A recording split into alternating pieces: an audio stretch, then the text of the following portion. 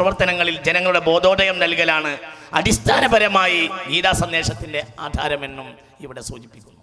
ബൈബിളിനെയും സാന്ദർഭികമായി ഞാൻ എടുത്തു കാട്ടാം. ബൈബിളും അതിഭംഗിയായി ഈ കാര്യങ്ങൾ നമ്മുടെ മുന്നിൽ എടുത്തു പറയുന്നുണ്ട്. യെശയ്യാവ് അധ്യായം, ഞാനതൊന്നുകൂടി ഇന്നലെ ഫാദർമാരെ വിളിച്ച് ഉറപ്പുവരുത്തി, ഞാൻ പറയുന്ന വ്യാഖ്യാനമായി പോകരുതല്ലോ എന്ന നിലക്ക്. എന്നാൽ കഷ്ടതയിൽ ഇരുന്ന യെശയ്യാവ് അധ്യായത്തിൻ്റെ പുസ്തകത്തിൻ്റെ 9-ാം അധ്യായം 1, 2, 3, 4, 5, 6, 7 വചനങ്ങൾ. എന്നാൽ കഷ്ടതയിൽ ഇരുന്ന ദേശത്തിന് തിമിരം നിലനിൽക്കുകയില്ല. പണ്ടവൻ സെബുലൂൻ ദേശത്തിനും നഫ്താലി ദേശത്തിനും ഹീനത വരുത്തിയെങ്കിലും പിന്നത്തേതിൽ അവൻ കടൽ വഴിയായി യോർദാനക്കരയുള്ള ജാതികളുടെ മണ്ഡലത്തിൽ മഹത്വം വരുത്തും. ഇരുട്ടിൽ നടന്ന ജനം വലിയൊരു വെളിച്ചം കണ്ടു. അന്ധതമസ്സുള്ള ദേശത്ത് പാർത്തവരുടെ മേൽ പ്രകാശം ശോഭിച്ചു. നീ വർദ്ധിപ്പിച്ചിട്ടില്ലാത്ത ജാതിയെ വർദ്ധിപ്പിക്കുന്നു. അവർ നിന്റെ സന്നിധിയിൽ സന്തോഷിക്കുന്ന സന്തോഷം കൊയ്ത്തുകാലത്തിലെ സന്തോഷം പോലെയും കൊള്ള പങ്കിടുമ്പോൾ ആനന്ദിക്കുന്നത് പോലെയും ആകും. അവൻ ചുമക്കുന്ന നുകവും അവൻ്റെ ചുമലിലെ കോലും അവനെ ദണ്ഡിപ്പിക്കുന്നവൻ്റെ വടിയും മിദ്ദാൻ്റെ നാളിലെ പോലെ നീ ഒടിച്ചു കളഞ്ഞിരിക്കുന്നു. അതായത് മനുഷ്യൻ്റെ ആയുധത്തെ യെശയ്യാവിൻ്റെ സന്ദേശം പറയുകയാണ്. പ്രവാചകൻ ആ മനുഷ്യനെ ആക്രമിക്കുന്ന ദണ്ഡിനെ ഒടിച്ചു കളഞ്ഞ രീതി പറയുക. ഒച്ചയോടെ ചവിട്ടി നടക്കുന്ന യോദ്ധാവിൻ്റെ ചെരിപ്പൊക്കെയും രക്തം പുരണ്ട വസ്ത്രവും വിറക് പോലെ തീക്കീരയായിത്തീരും.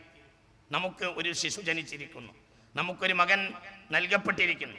ആധിപത്യം അവൻ്റെ തോളിൽ ഇരിക്കും. അവന് അത്ഭുത മന്ത്രി, വീരനാം ദൈവം, നിത്യപിതാവ്, സമാധാനപ്രഭു എന്ന് പേര് വിളിപ്പിക്കപ്പെടും.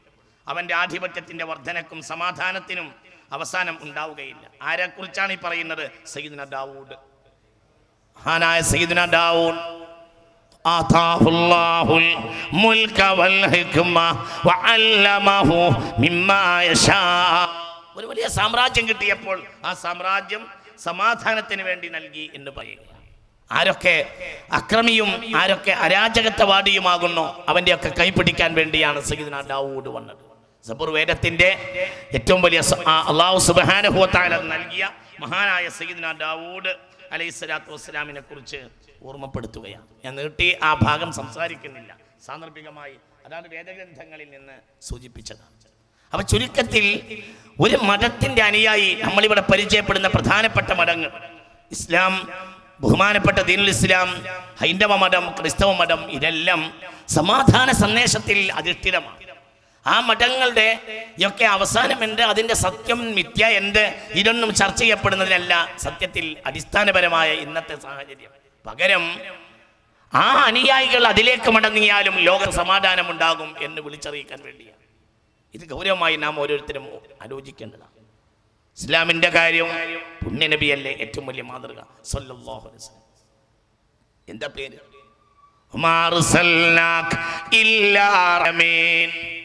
സർവ്വലോകത്തിനും കാരുണ്യമാണ് മുഹമ്മദ് നബി. ഉറക്കെ പറയണം, ഹബീബായ മുഹമ്മദ് മുസ്തഫ സല്ലല്ലാഹു അലൈഹി വസല്ലം സർവ്വലോകത്തിൻ്റെയും കാരുണ്യമാകുന്നു. കാരുണ്യമെന്ന പേര് തന്നെ കാരുണ്യമെന്ന. അപ്പോൾ ഒരാൾ കരുണയോട് കാണിക്കുന്ന നീതി അവൻ്റെ പ്രവാചകനോട് കാണിക്കുന്ന നീതിയാണ്. ഇസ്ലാം കാരുണ്യമാണ്. ഖുർആൻ അങ്ങനെയാണ് പരിചയപ്പെടുത്തിയത്.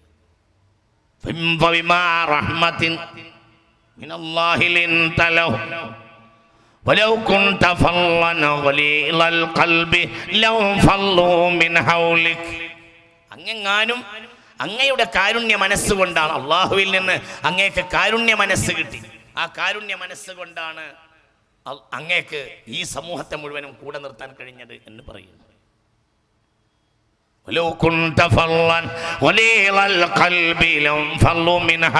അങ്ങെങ്ങാനും പരിശുദ്ധയായിരുന്നുവെങ്കിൽ ലോകം മുഴുവനും അങ്ങേ തൊട്ട് ഓടി ഒളിക്കുമായിരുന്നു എന്ന് വിശുദ്ധ ഖുർആൻ പറയുന്നു. അപ്പോൾ അടിസ്ഥാനപരമായി കാരുണ്യമാണ് മുഹമ്മദ് നബിയുടെ പ്രത്യേകത സല്ലല്ലാഹു അലൈഹി വസല്ലം. അവിടെയും അടിസ്ഥാനമാണ് ഖുർആനല്ലേ വേദഗ്രന്ഥം. وَنُنَزِّلُ مِنَ الْقُرْآنِ مَا هُوَ شِفَاءٌ وَرَحْمَةٌ لِلْمُؤْمِنِينَ. കാരുണ്യമാണ് അടിത്തറ. അത് കരുണയാണ്, എല്ലാം കരുണയാണ്. അള്ളാഹുവിൻ്റെ അടുക്കൽ ആരാ ദോഷിയാവുക? ദോഷിയുടെ പേര് പുണ്യനബി പറഞ്ഞു. ദോഷി എന്നാൽ കരുണയില്ല. നമ്മളെ കാക്കട്ടെ, അള്ളാഹു നമ്മെ കാത്തുരക്ഷിക്കട്ടെ. എന്താണ് ഈ കാട്ടിക്കൂട്ടുന്നത്? ഇവിടെ രാജ്യല്ലേ, ഇവിടെ നീതിയില്ലേ, ഇവിടെ പോലീസില്ലേ? എന്തു ചെയ്തവനായാലും എന്തോ ചെയ്തു അയാൾ എന്തു ചെയ്തവനാണ്. രാജ്യമില്ലേ, നീതിയില്ലേ? ഒരു മനുഷ്യൻ അയാളുടെ ആചാര മതവിശ്വാസപ്രകാരം സമാധാനത്തിന് വേണ്ടി പ്രാർത്ഥിക്കാൻ പുണ്യനബി പുണ്യനബി എങ്ങനെ മനുഷ്യ അതിന് കഴിയുക? എങ്ങനെ ഇത് കഴിഞ്ഞു? എങ്ങനെ ചെയ്തു? എന്തുകൊണ്ട് നമ്മൾ ചിന്തിക്കുന്നില്ല?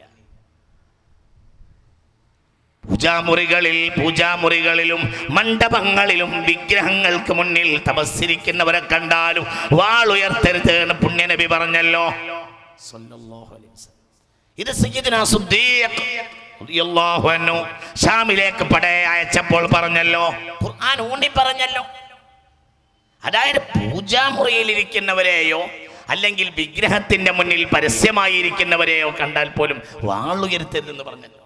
അത് അവരുടെ വീക്ഷണപ്രകാരമുള്ള ഒരു സമാധാനത്തിന്റെ അർത്ഥനയാണ് എന്ന് പറയുന്നു. ഒരു മനുഷ്യൻ രാവിലെ തൻ്റെ കുടുംബത്തോട് കൂടെ പോയി പ്രാർത്ഥിച്ച് മടങ്ങി വരിക. നേരത്തെ പറഞ്ഞ ഫാദർ വിൻസെന്റ് പറഞ്ഞിട്ടുള്ള ആ ഒരു മലിനങ്ങളും പായലുകളും കെട്ടിക്കിടന്ന മനസ്സിന്റെ ശുദ്ധീകരണം, അതെന്തോ അത് ആ വിശ്വാസത്തിന്റെ സമാധാനമല്ലേ? അതിനൊരു വകവെച്ചു കൊടുക്കണ്ടേ?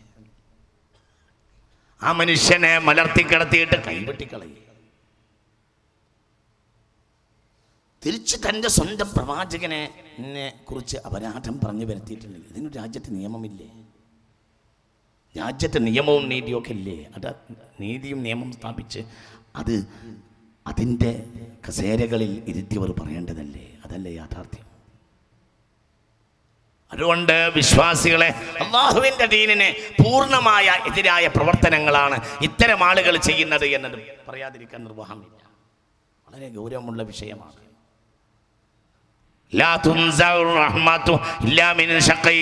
അത് കുടുംബത്തിന്റെ മധ്യത്തിൽ ആ കുടുംബം ആ ആഘാതത്തിൽ നിന്ന് ഇന്നും വിട്ടുമാറിയിട്ടില്ല.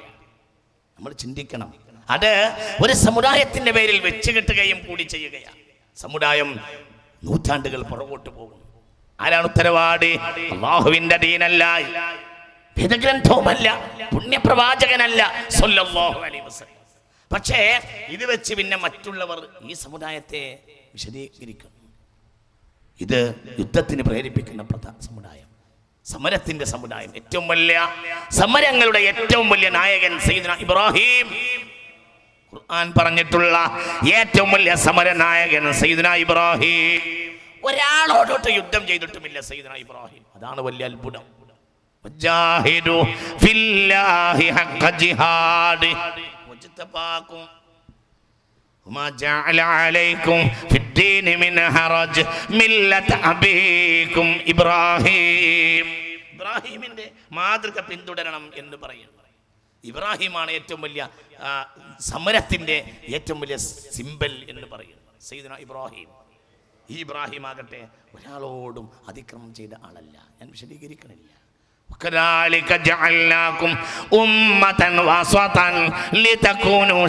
അല്ലാഹു നിങ്ങളെ മാധ്യമ സമുദായമാക്കിയിരിക്കുന്നു എന്ന് പറയുന്നു. വസത്ത് എന്ന വാക്കിന് എല്ലാ വ്യാഖ്യാതാക്കളും കൊടുത്തത് അൽ അദിൽ, നീതിയുടെ സമുദായം എന്നാണ്. പക്ഷെ നമുക്ക് നല്ല മനസ്സ് തരട്ടെ. നോക്കൂ, എല്ലാവരും എൻ്റെ കൂടെ വരണം.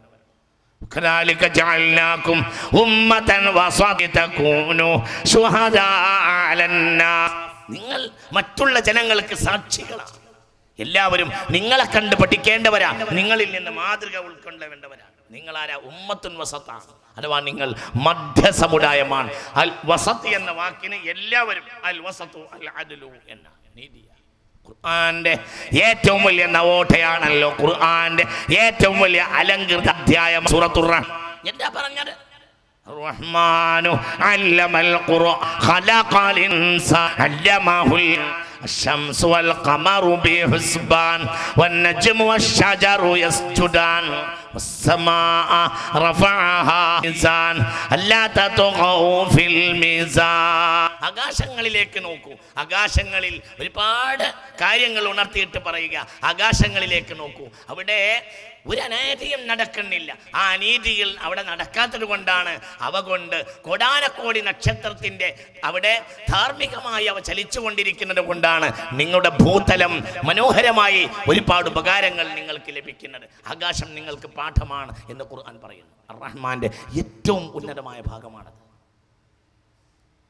സമാ റഫഅ